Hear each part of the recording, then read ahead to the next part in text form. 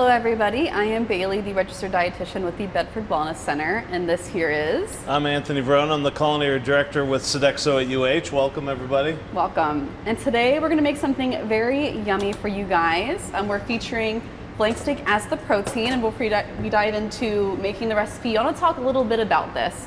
So as we know, most meat we hear has a lot of fat in it, and that is true.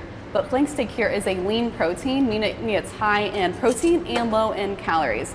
So why do you think that animal proteins are normally so high in calories? Because of the fat? Because of the fat, exactly. So fat is a macronutrient and it's something we need. The other two macronutrients are protein and carbohydrates, but fat is 9 calories per gram, where carbs and protein are 4 calories per gram.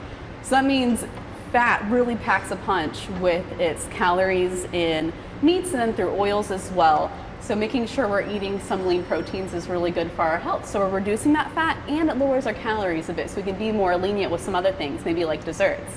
And also making sure we have less saturated fat is good for our heart health, since saturated fat does increase our LDL cholesterol, which is our bad, you may say, cholesterol. Sure. And having flank steak is a perfect example, right? Yes, it is. Obviously, you know, ribeye and brisket is full of intermuscular fat and external fat. Very fatty piece, but as you can see here, I mean, I trimmed a little bit, but it's just surface fat. There's very little intermuscular fat. So what's that gonna mean? You can definitely overcook it, right? Because fattier meats have a tendency to be able to braise or, you know, cook a little bit more well done. Flank steak, you want to cook medium, depending on how you like it.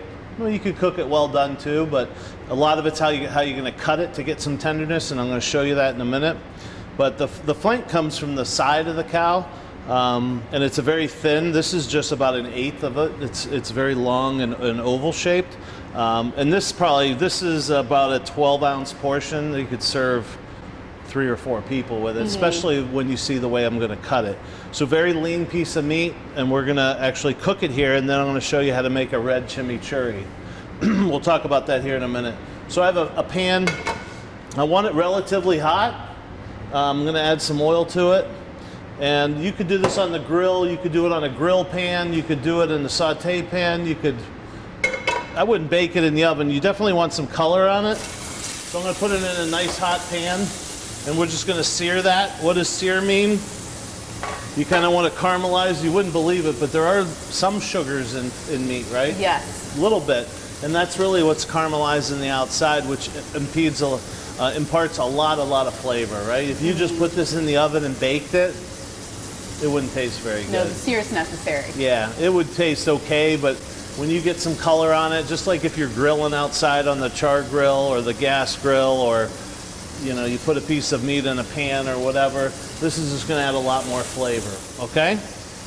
So we're going to let that cook. I have one pre-done over here, and we're going to show you how to plate this up. This is a great summer dish. Chimichurri is actually a Argentinian or a South American dish.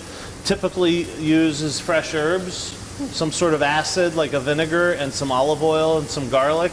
And that's really it. A little bit of spice. Depending on how much spice you like, you can add a bunch of different spices, or the hot spice, but we're going to add some cumin and some smoked paprika and things like that as well.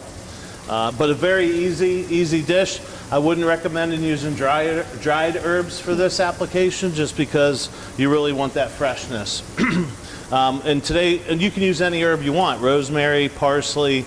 You kind of want the robust herbs like rosemary, parsley, oregano, tarragon or chervil or basil. Really probably wouldn't work in this application. So I'm going to just buzz this up. This is really easy. I mean, I'm going to do it in stages, but you could really just dump this all into here and buzz it up. That's what I like to hear. I'm going to flip this here in a little bit. So I have a little bit of vinegar here, and I want to add some liquid in there just to get my stuff started. And this is very heavy on the garlic, so if you don't like raw garlic, you might just want to add a little bit, but it is heavy on the garlic. And we're going to add, this is toasted cumin, some smoked paprika, right? This is going to have like a smokiness to it, because I'm going to add a secret ingredient here. a little bit of spice with some chili flakes. I'm gonna add some pepper, and I'm gonna add a little bit of salt. I'm not sure you can actually buy chimichurri in the supermarket. I've never really seen it. I've never seen it either, and I've actually never had it before. Yeah, so it's just something you really want to make. But this is a great dish for the summer. I mean, anytime, but any type of grilled meat would be great with this. But this is a great summer dish. So we're gonna add some fresh parsley. This is flat leaf parsley. You can see I'm adding quite a bit, and quite a bit of oregano. And this is gonna, once I buzz this up, it's gonna come down. This is what's gonna give it the red chimichurri. If I just stayed it right now, it'd be a normal chimichurri, green chimichurri, but we're gonna add some roasted red pepper, which I just put on the char grill, and then just cooked them till they were soft, and that was it. I don't even peel them because you kind of want that little char in there. So I'm gonna add all that in there as well.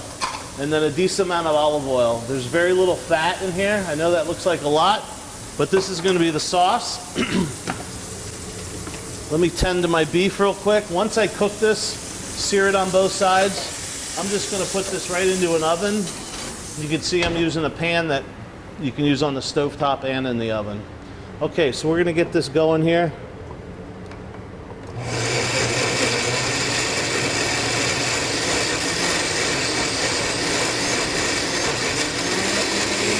Now, if you need to give it a little stir real quick, just to get that, and I'm just using a very basic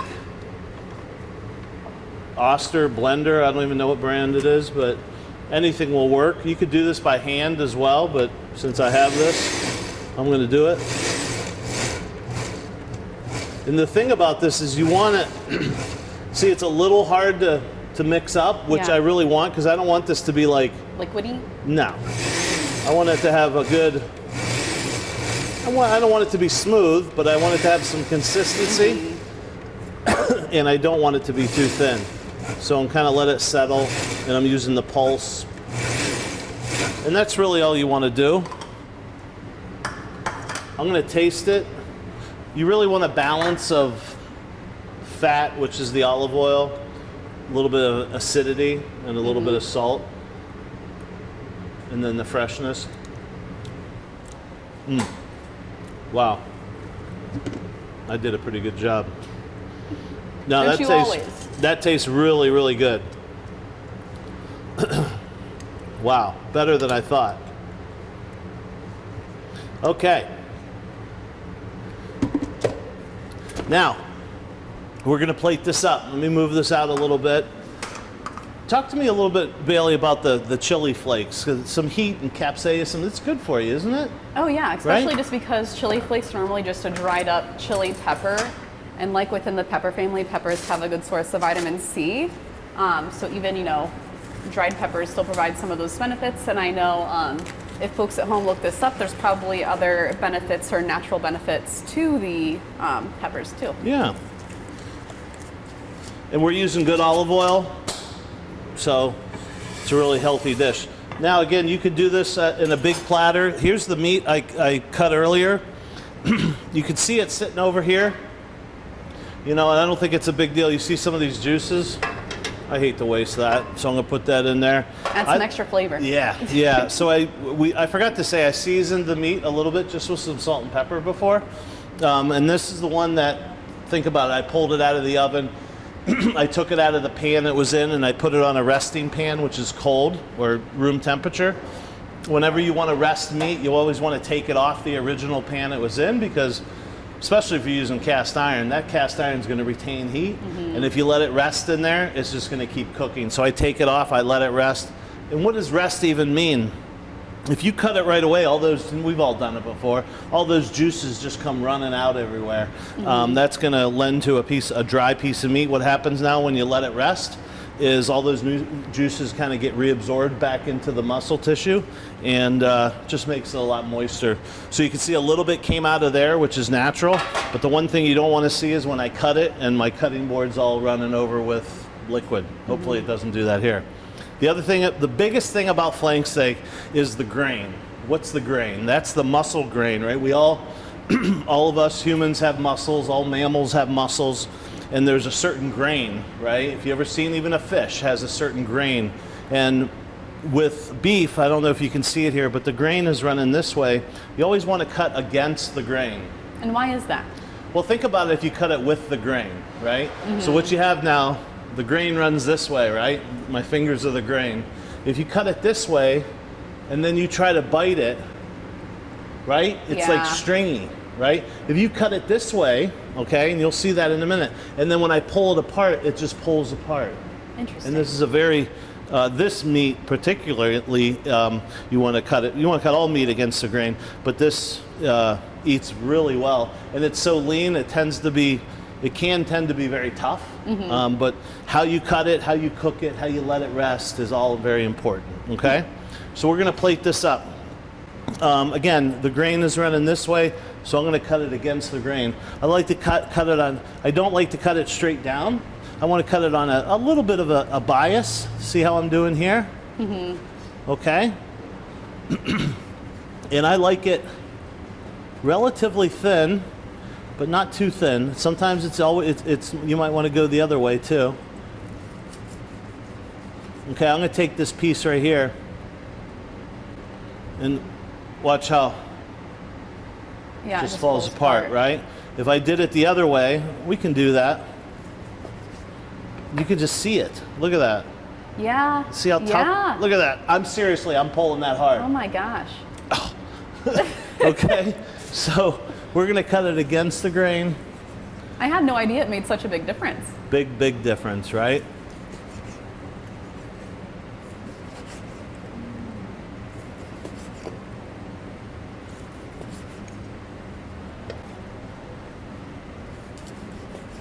And this is about medium.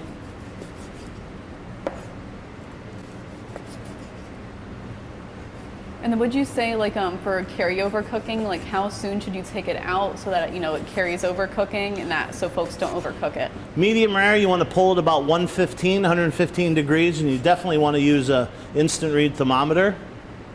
And for every temperature of medium rare, you go up about 10 degrees. Okay.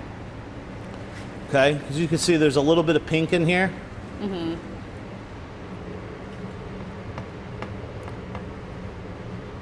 And you know me, I like to give it a little presentation. You can see none of it ran out, which is nice. Now I'm going to take this beautiful chimichurri. I'm going to run this right down the middle. You serve this with some roasted potatoes, even like a cold roasted potato salad or something. You put this on a buffet at a picnic. That looks beautiful. Yeah.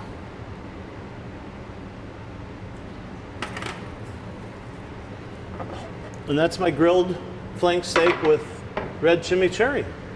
Wow, that looks amazing, Tony. Easy, right? Yeah, very easy. Yeah, and flank steak you can get anywhere. We're here at Dave's down at Midtown. They sell flank steak. Everybody sells flank steak. Aldi's has flank steak. It's readily available, and it's one of the cheapest cuts of meats you can get. That is awesome. Yeah. All right, thank you, Tony, for making such an amazing dish, and thank you all for tuning in to watch us today. We'll see you next time. Thank you.